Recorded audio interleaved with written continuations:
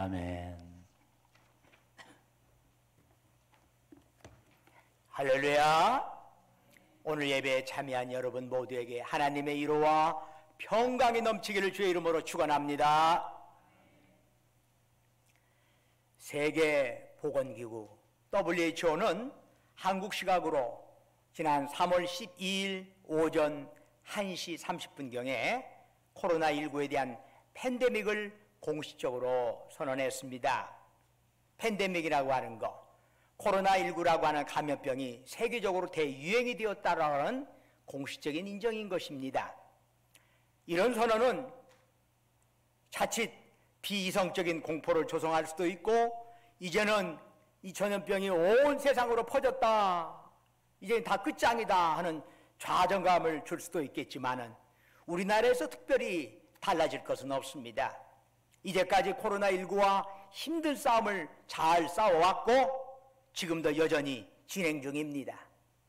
보이지 않는 바이러스로 인해서 우리의 삶이 이토록 힘들어진 경우가 없었기 때문에 이것을 헤쳐나가기가 어렵고 고통스럽습니다. 이런 때 우리는 어떻게 살아야 할까요? 우리는 어떤 자세로 이러한 난국을 헤쳐나가야 할까요?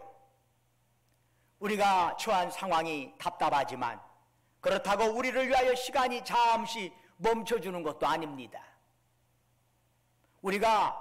우리에게 주어지는 이런 어려운 시간을 잘 지내든 어설프게 지내든 시간은 흘러가는 것입니다. 시간이 흘러가는 만큼 여전히 우리에게 남아있는 시간은 그만큼 줄어들고 있는 것입니다. 손목시계의 초침은 쉬지 않고 회전을 합니다. 그것을 계속 들여다보고 있으면 마치 우리에게 주어진 시간이 끝도 없이 이어지는 것처럼 착각하게 됩니다. 그러나 우리 인생은 끝을 알 수 없는 손목시계라기보다는 차라리 모래시계라고 말할 수 있습니다. 모래시계는 아래쪽에 쌓인 모래를 통해서 이미 지나가 버린 시간을 보여주고, 위쪽에 남아있는 모래를 통해서 남아있는 시간을 가늠할 수 있게 합니다. 우리 인생 어떻게 살았던 한 주간이 흘렀다면 우리가 살 수 있는 시간은 한 주간만큼 줄었다는 뜻입니다. 시간이 흘러갈수록 모래시계의 아래쪽은 늘어나고 위쪽은 점점점 줄어들 것입니다. 그러다가 어느새 뚝 떨어질 모래가 더 이상 없을 때 바로 끝이 오는 것이지요. 바로 그것이 우리 인생이 아니겠습니까? 우리 인생은 좋으나 싫으나 남아있는 시간의 끝을 향해 나아간다는 사실, 이 사실을 제대로 깨닫는 자만이 상황에 연연하지 아니하고 내게 주어진 시간을 소중히 여기고 내 인생이 끝나는 순간 하나님 앞에 바로 설 수 있게 되는 것입니다. 우리는 오늘 주신 말씀에서 어려운 상황에 처하신 예수님께서 어떻게 처신했는가 하는 것을 살펴보고 우리 역시 코로나19라는 시련 앞에서 어떻게 살아야 할지를 배우고자 합니다. 때는 6월절 축제로 분주한 금요일 새벽이었습니다.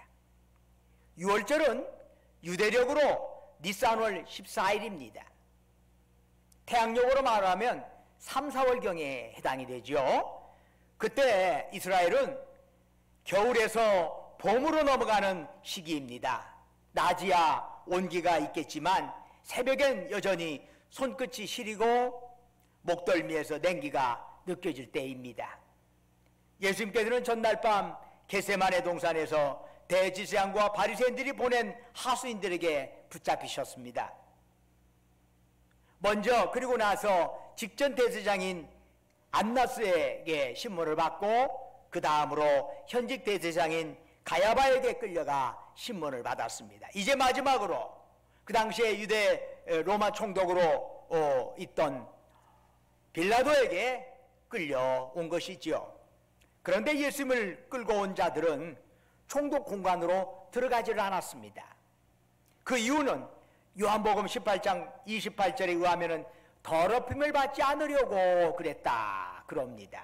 당시 유대인들은 이방인의 거처에 들어가는 것은 부정한 것이고 그 부정함은 일주일 동안 지속된다고 믿었습니다.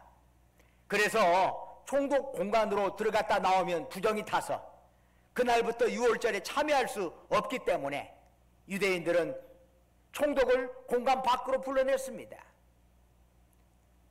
참 겉으로는 정말 정결을 표방하는 사람들이라 할 수 있죠. 정말 하나님께 충성하고 말씀에 충성하는 것처럼 자기 자신에 대해서 깔끔하게 정리를 잘하는 사람처럼 보이지만은 자신들의 이익을 위해선 예수님을 기꺼이 죽이려고 하는 모습 보지요. 참으로 사악한 이중성을 우리는 여기에서 찾을 수가 있답니다. 유대인들의 관습을 잘 알고 있는 빌라도는 기꺼이 공간 밖으로 나아가서 무리들 앞에 섰습니다. 그리고는 그들이 끌고 온 예수님을 보고서 무리를 향하여 그들이 무슨 일로 이 꼭두 새벽부터 그 사람을 고발하는지 이유를 물었습니다. 그러자 유대인들이 빌라도에게 말했네요. 이 사람이 행악자가 아니었더라면 우리가 당신에게 넘기지 아니하였겠나이다. 그들이 이렇게 새벽부터 총독을 찾아서 이 사람 데리고 온 이유는 이 예수가 행악자이기 때문이라는 거지요. 즉 심성이나 인격 자체가 사악하기 짝이 없는 사람이라는 거예요. 벌을 받아야 마땅한 사람이라는 거예요. 그들의 말대로 그대로 받아들이면 마치 그들은 악한 성격이나 악한 인간을 만나면 참지 못하는, 그리고 고발하는 정의의 사람들처럼 보여지기도 합니다.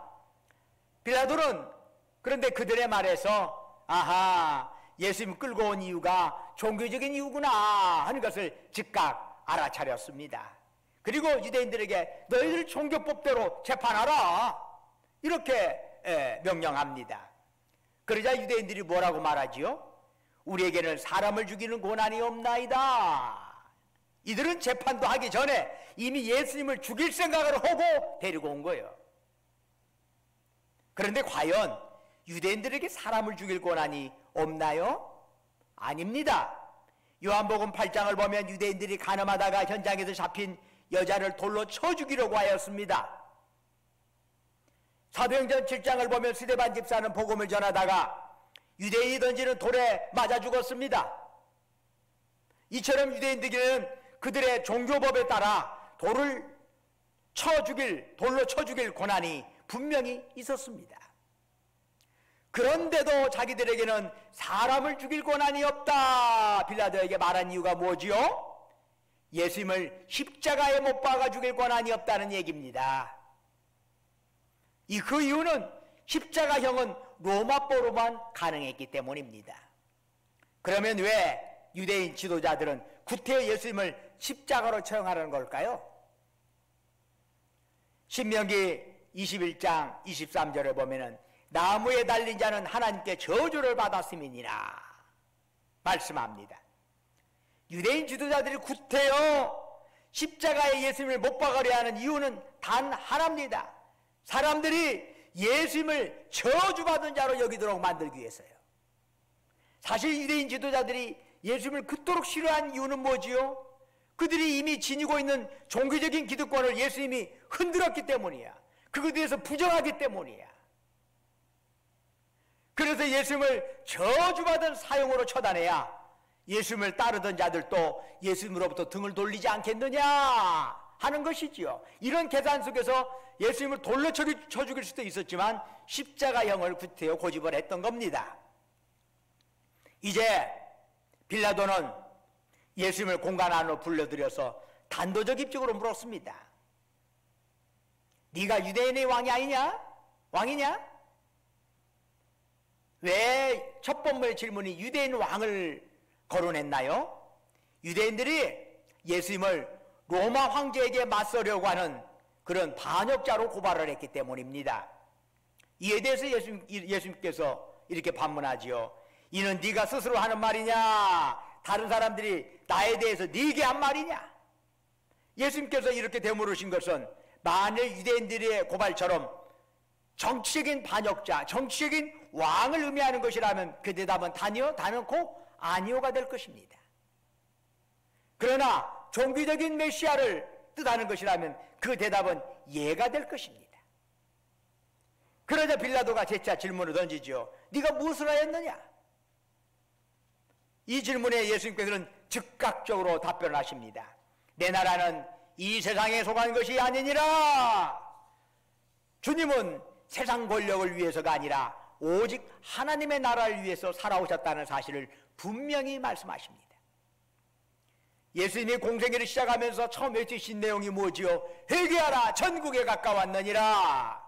그 천국이 뭐요? 바로 하나님 나라죠. 예수님의 첫 번 선언이 하나님 나라고, 예수님의 공생애의 핵심적인 주제가 하나님 나라예요. 그리고 마지막에도 하나님 나라예요. 알파와 오메가가 하나님 나라예요. 이 주님의 말씀을 듣고 빌라도는 다시 물었습니다. 그러면 네가 왕이 아니냐? 이 물음에도 주님은 즉각 대답하셨습니다. 내가 왕이니라. 그러시면서 이렇게 덧붙이셨습니다. 진리에 대하여 증언함이로라. 즉 왕은 왕인데 어떤 왕? 진리의 왕이다 라는 것이죠. 결국 네가 무엇을 하였느냐라는 빌라도의 질문에 예수님께서는 두 가지로 말씀하신 거지요. 주님이 세우시고자 하는 나라는 세상 나라가 아니라 하나님의 나라라는 것, 그러면서 예수님께서는 진리의 왕으로 이 땅에 오셨다는 것, 이것을 말씀하셨습니다. 우리는 이 주님의 답변에서 좀 특이한 점을 발견하게 됩니다. 그것은 빌라도의 질문에 대해서 주님은 조금 더 망설임 없이 대답하셨다는 얘기입니다. 시간 내서 잠깐 나 생각 좀 하고 고민할 것도 없어요. 어쩌면 그렇게 즉각적으로 당당하게 말씀하실 수 있을까요? 주님이 평소에 매사에 하나님 나라에 초점을 두면서 사셨기 때문이야. 하루 내내 그분의 말하고 행동하고 모든 것은 하나님 나라예요. 만난 사람들에게 진리의 생명을 나눠진 일에만 예수님께서는 정진하셨어요. 그렇기 때문에 무엇을 했느냐? 즉각 나올 수가 있는 거지. 만일 여러분 어느 누가 여러분이 살아온 지난 몇십 년 동안 무엇을 하였느냐라고 묻는다면 여러분 어떻게 대답하시겠어요? 가만히 있어봐. 무엇을 했지? 바쁘기는 산 것 같은데 막상 하라고 하면 가만히 있어. 내가 무엇을 했지? 지난 몇십 년 동안?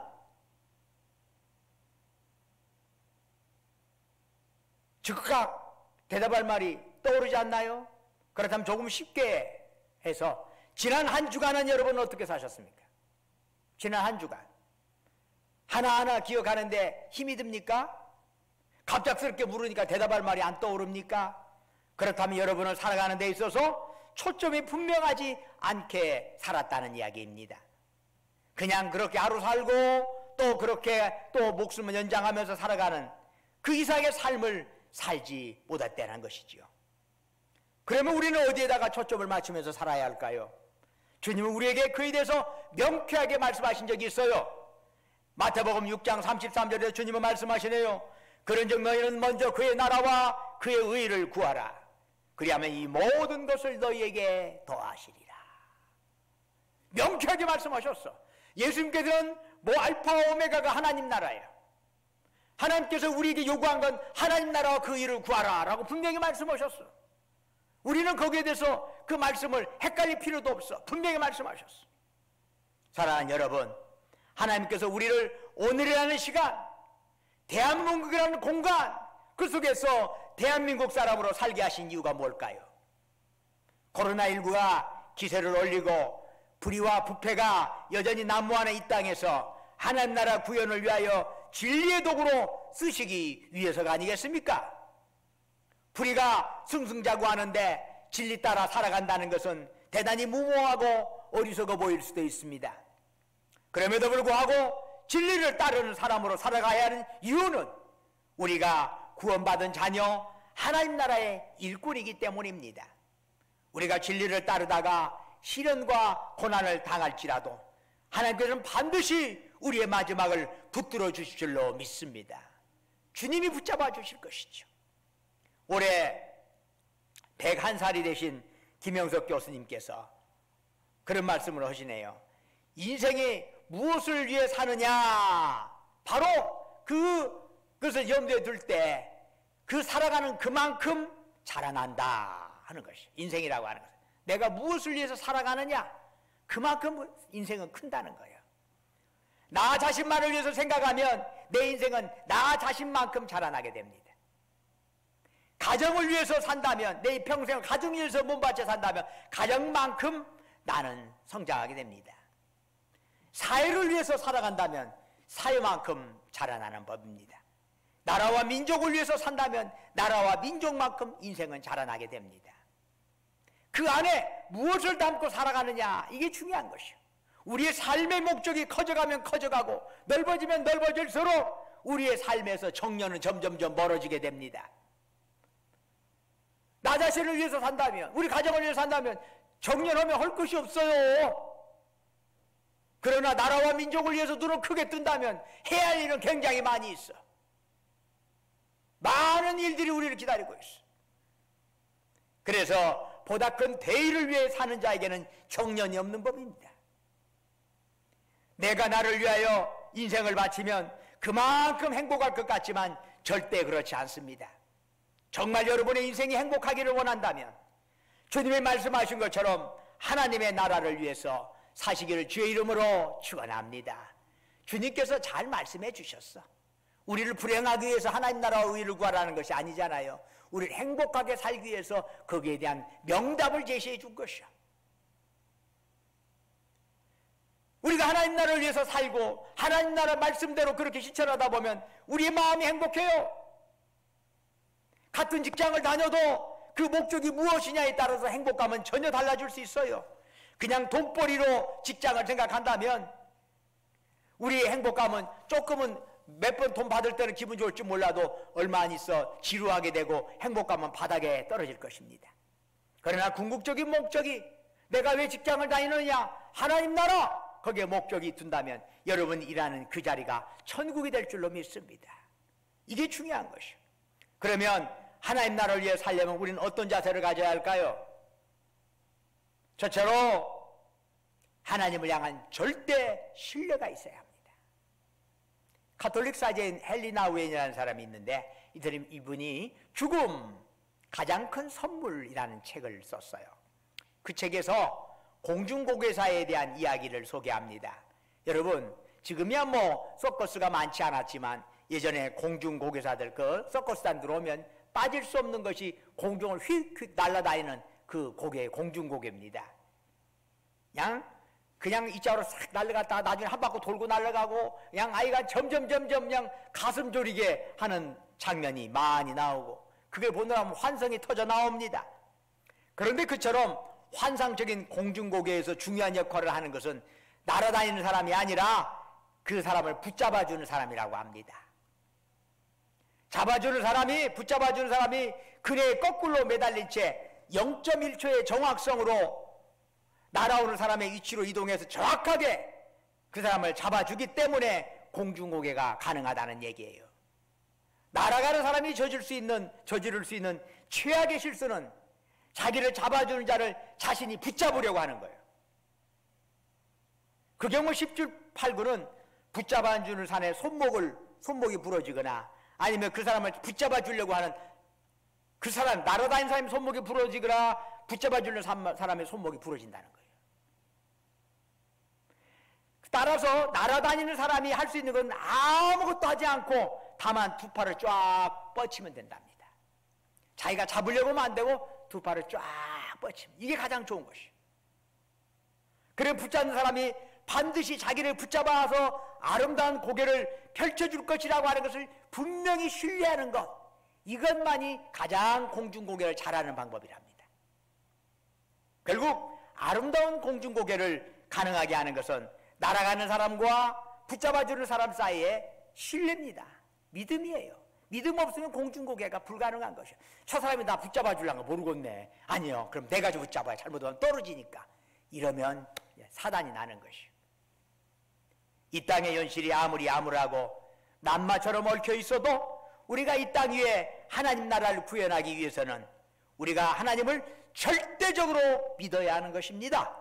그래서 우리 자신을 하나님께 내던질 때 전능하신 하나님께서 당신의 팔로 우리를 붙들어 주시고 우리를 통해서 하나님 나라를 펼쳐 가신다는 것을 믿으시기를 바랍니다. 하나님에 대한 절대 신뢰야. 기분 좋을 때만 하는 게 아니라 흉악하고 어렵고 힘들 때도 나 하나님 붙잡고 살다가 죽을 거야. 이런 거죠. 하나님 나라의 일꾼이 지녀야 할 둘째 자세는 뭘까요? 그것은 진리의 실천입니다. 이 세상에서 우리 삶이 다하는 순간 하나님 앞에서 우리가 받게 될 첫 번째 질문은 아마 이걸 겁니다. 네가 무엇을 하다가 왔느냐? 네가 무엇을 하였느냐? 그때 우리는 뭐라고 말할 수 있을까요? 우리가 하나님 앞에 무엇을 보여드릴 수 있을까요? 산더미처럼 쌓아둔 재물인가요? 권력인가요? 명예인가요? 결단코 아닙니다. 우리가 하나님 앞에 들고 갈 수 있는 것은 진리를 위하여 내가 스스로 포기한 것, 그리고 내게 있는 것을 남에게 나누어 주었던 것, 그것만이 하나님 앞에 가지고 갈 수 있는 것입니다. 진리를 위하여 포기할 것은 포기하고 진리에 따라 나눠줄 것은 나누는 것입니다. 진리는 머릿속에서 가능하지 않지요. 오직 우리의 삶을 통해서만 나타날 수밖에 없는 것입니다. 여러분, 예수님 보십시오. 그분은 하나님 나라를 위하여 진리이신 하나님의 말씀을 위하여 당신의 생명을 온전히 인간에게 나누어 주셨습니다.